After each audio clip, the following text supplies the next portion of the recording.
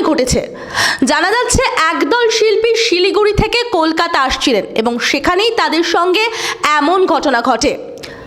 জানা যাচ্ছে বাস চালক রীতিমতো ধমকি দিয়েছে সেই যাত্রীদের এবং এখনো আতঙ্কে সেই যাত্রীরা। অনেক কিছু ধামাচাওয়া করে গেছে, এটাতে আপনারা কি করতে পারেন জানা ওরকম বহু বাবা কি দেখেছেন, বললাম তো কি দেখেছেন, নিজের এলাকায় তো সিয়ানাগিরি করবেন না। কি করবেন আপনি? দেখবেন, বললাম তো। দেখবেন আপনি দেখবেন, আপনি কি করবেন এখানে? আপনার গাড়ি আটকে দিলে কি করবেন? কি করবেন আপনি? একটা দিন হ্যাঁ দেখবেন। একটা দিন পাওয়ার গরম না না না না না না লেডিস না থেকে আপনাকে কিচ্ছু করতে পারবেন না। তাই তো, তাই তো, ড্রাইভার তো পুরো দেখা যাবে। তাই তো, তাই তো।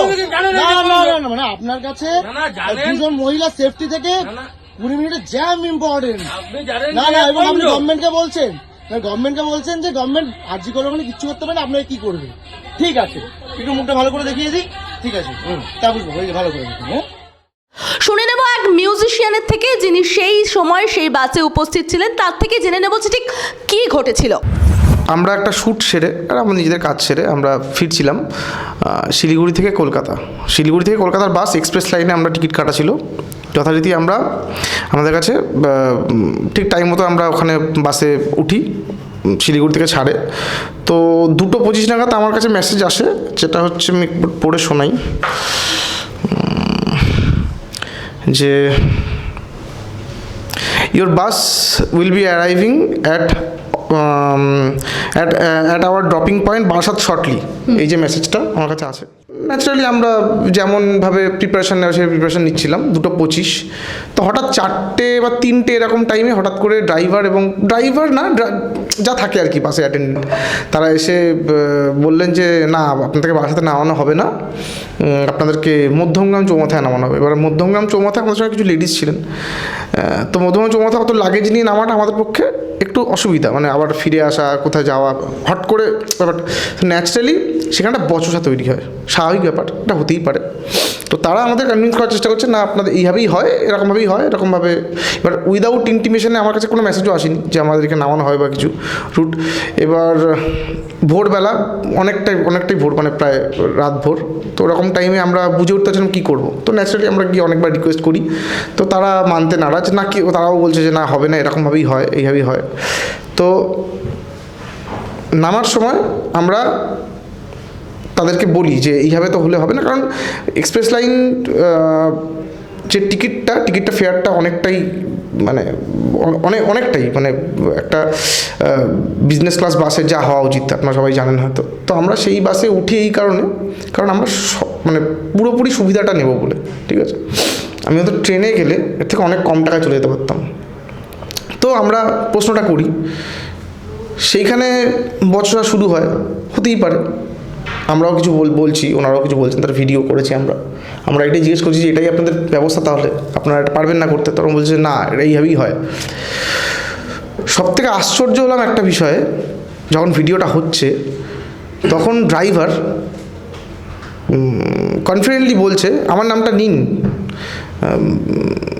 প্রবলি তাপস কুণ্ডু নাম ওনার, আমি দিয়েছি।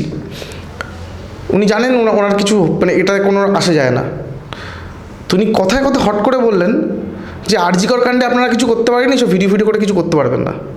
তো এইখানে সত্যি এই যে কথাটা উনি বললেন, জানি না কী বেসিসে বললেন, কীভাবে বললেন, তো এখানে ভাবতে আমাদের বাধ্য করছে যে আমরা সত্যি আমরা সেইভাবে হয়তো যেভাবে আমরা রাস্তায় বেরোই বা এই বলি যে হ্যাঁ এত টাকার বাসের টিকিট কেটলে আমাদের কোনো প্রবলেম নেই বা কিছু, আমরা যে এটা পাই সেটা হয়তো পাচ্ছি না।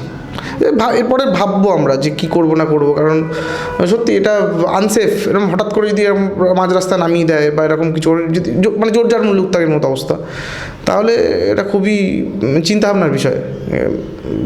ভিডিওটা আছে, সবাই দেখুক, সবাই তাদের মতামত দিক, কারণ আমার মনে হলো ভিডিওটা করা উচিত। কারণ এরপরে